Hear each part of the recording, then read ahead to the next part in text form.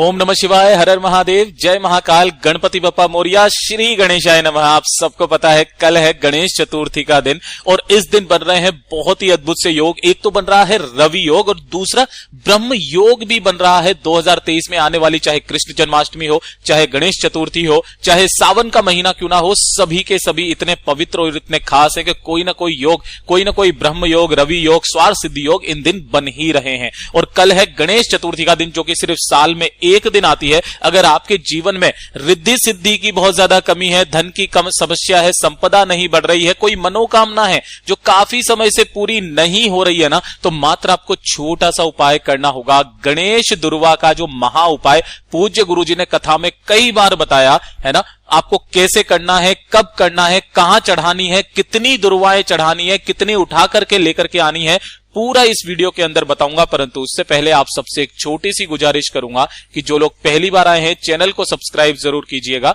और वीडियो को लाइक करके महादेव जी का कोई सा भी प्यारा नाम कमेंट बॉक्स में लिखना मत भूलिएगा। पूज्य गुरुजी हमेशा नए नए उपाय गुरुदेव बताते रहते अपनी कथाओं में से, और उन्हीं में से ये वाला सबसे अद्भुत उपाय है जो कि सिर्फ और सिर्फ गणेश चतुर्थी के दिन ही किया जाता है। सबसे पहले मैं आप सब लोगों से एक चीज की माफी चाहूंगा कि मैंने कल आपको एक वीडियो बताया था जिसके अंदर आपको गणेश जी का जो स्थापना करनी होती है उसके अंदर आपको एक काम जरूर करना है कि जब भी आप गणेश जी की मूर्ति को अपने घर पर लेकर के आएंगे ना, तो घर पर लेकर के आने से पहले घर का जो मुख्य द्वार होता है, इस मुख्य द्वार पर आपको हल्दी और कुमकुम से 2 स्वस्तिक जरूर बनाना है ना। किससे बनाना है? हल्दी और कुमकुम से, दोनों ओर आपको 2 स्वस्तिक बनाना है। मैं यहां लिख देता हूं, हल्दी और कुमकुम से, चंदन काम में नहीं लेना, हल्दी और कुमकुम से बनाना है। और उसके बाद में आपको 2 घी के दिए गोल बत्ती के, ध्यान रखना, 2 घी के दिए गोल बत्ती के इस चौखट के दोनों ओर आपको प्रज्वलित करना है।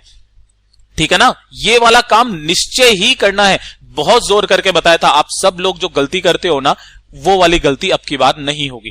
2 दीपक लगा देने हैं, 2 स्वस्तिक बनाने हैं। उसके बाद में जब आप घर के अंदर प्रवेश करोगे और जो शुभ समय मैंने उस वीडियो के अंदर बताया है, उस शुभ समय पर जब आप गणेश जी की स्थापना कर दोगे, तो स्थापना करने से पहले जो पीछे वाली दीवार होती है ना, जिसके पास में आप गणेश जी की स्थापना करेंगे, उस द्वार पर 2 बिंदियां जरूर लगाना है ना, 2 बिंदियां जरूर लगाना। इसका कारण भी मैं आपको बताऊंगा क्यों। इनमें से एक बिंदी है रिद्धि और एक बिंदी है सिद्धि, है ना। रिद्धि और सिद्धि माता की ये जो 2 बिंदियां हैं, इन्हें आपको लगाना है। गुरुदेव ने बताया कि जब आप इन्हें विसर्जन के लिए लेकर के जाएंगे ना, तो विसर्जन से पहले है ना आपको यहां पर पूजा अर्चना करनी है। और पूजा अर्चना करने के बाद जब आप इनको विसर्जन के लिए लेकर के जाएंगे, तो ये रिद्धि सिद्धि माता जो है आपके घर में ही रह जाएंगी, जो कि आपके घर में धन संपदा वैभव को बढ़ाएंगी। ठीक है, तो ये वाला काम जरूर कीजिएगा। अब बात कर लेते हैं कि जो इस वाले वीडियो के अंदर हम लोग बात करेंगे 3 महा उपायों के बारे में, जिनमें सबसे पहला जो उपाय होगा, बात कर लेते हैं पहले वाले उपाय की तरफ। तो पहला वाला उपाय किन लोगों को करना है, ध्यान से सुनिएगा। अगर आपके घर में धन की बहुत ज्यादा कमी है,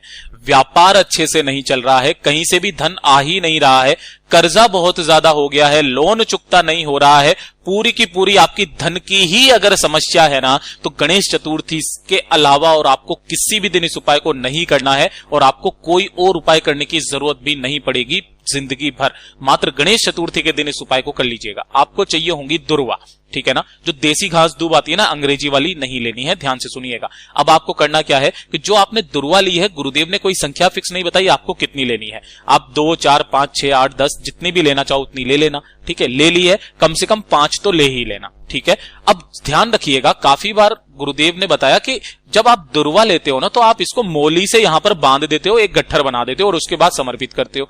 ध्यान रखना, दुर्वा को कभी भी मोली से नहीं बांधा जाता है, दुर्वा को हमेशा एक दुर्वा लेकर के उसी से बांध दिया जाता है। ठीक है, इस दुर्वा से आपको यह उपाय करना है। अब 2 तरीके से उपाय गुरुदेव ने बताया कि अगर आपके आसपास कहीं गणेश जी का मंदिर है तो आप वहां पर भी कर सकते हो जहां पर मूर्ति हो। अगर मूर्ति वाला गणेश जी मंदिर नहीं है तो आप कहां पर कर लेना, शिवलिंग के पास भी कर लेना। तो कैसे करना है, ध्यान से सुनना। इस दुर्वा के गट्ठर को सबसे पहले बताएंगे गणेश जी के पास कैसे करना है। आपको यहां पर लेकर के जाना है।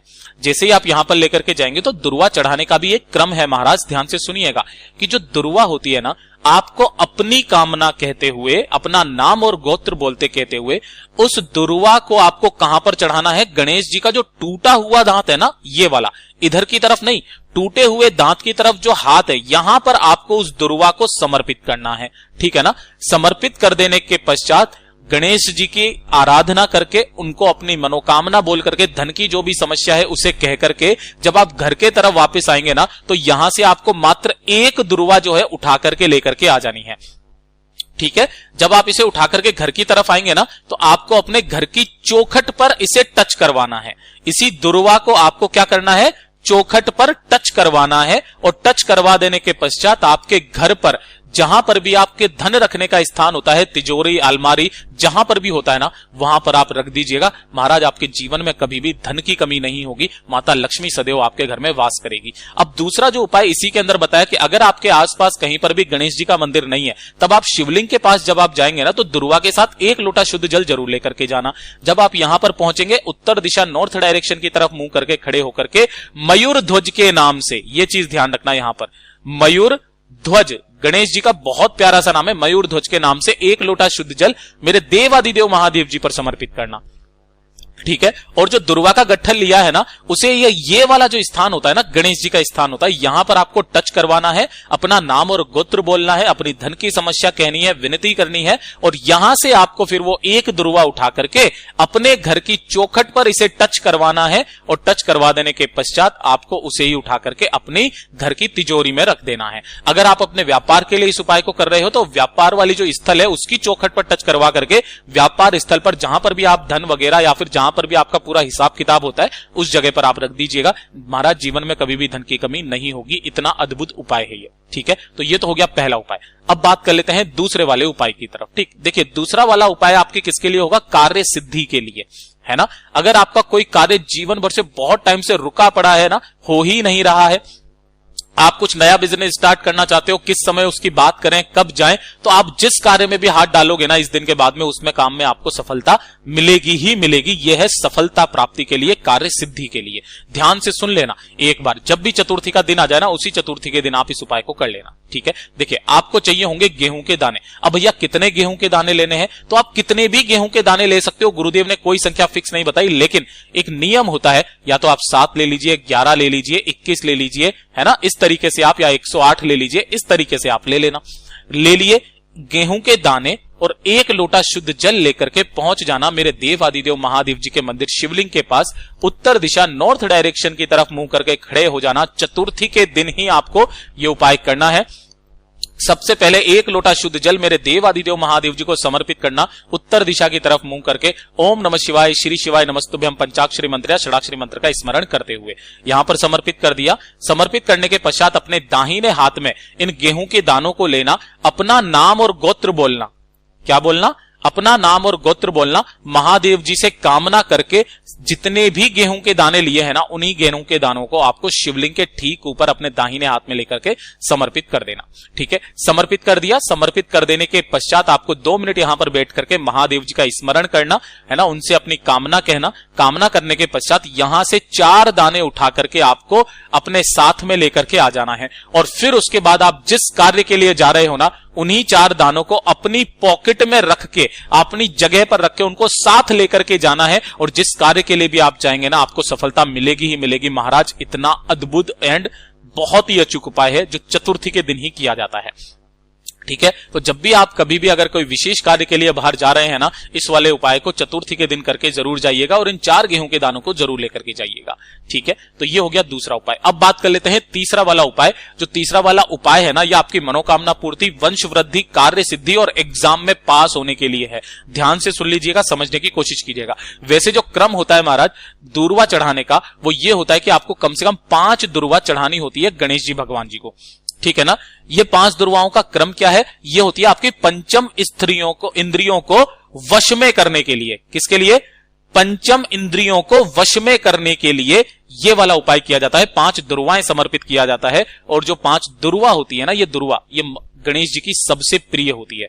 ये हो गया पहला काम। अब ध्यान से देखिएगा, अगर आप मनोकामना पूर्ति के लिए किसी भी उपाय को करते हो, है ना, मनोकामना पूर्ति के लिए, तब आपको 21 दुर्वा चढ़ानी होती है। ठीक है ना। दूसरा, जब आप वंश वृद्धि के लिए, है ना, संतान प्राप्ति के लिए, वंश वृद्धि के लिए कोई उपाय करते हो, तब आपको 11 दुर्वा का प्रमाण है महाराज। ठीक है ना, गणेश संहिता में साफ साफ लिखा हुआ है। कार्य सिद्धि के लिए जब आप करते हो, तो कार्य सिद्धि के लिए आपको 7 दुर्वा चढ़ानी होती है, और जब आप एग्जाम में पास होने के लिए आप बैठते हो, एग्जाम में पास होने के लिए, है ना, या उसमें क्लियर करने के लिए, तब आपको 5 दुर्वा चढ़ानी होती है। ये वाला क्रम महाराज हमेशा ध्यान दीजिएगा, आप जब भी करेंगे इसी क्रम में आप करना, आपको जीवन में हमेशा उन्नति मिलेगी। इतना अद्भुत और अचूक उपाय है, सिर्फ और सिर्फ चतुर्थी के दिन ही इन उपायों को किया जाता है। मैंने अपनी तरफ से अच्छा समझाने की पूरी कोशिश की। अगर वीडियो पसंद आया हो तो लाइक जरूर करना, साथ ही साथ चैनल को सब्सक्राइब जरूर कीजिएगा। मैं मिलता हूं आपसे अगले वीडियो में, तब तक के लिए ओम नमः शिवाय महाराज, जय महाकाल।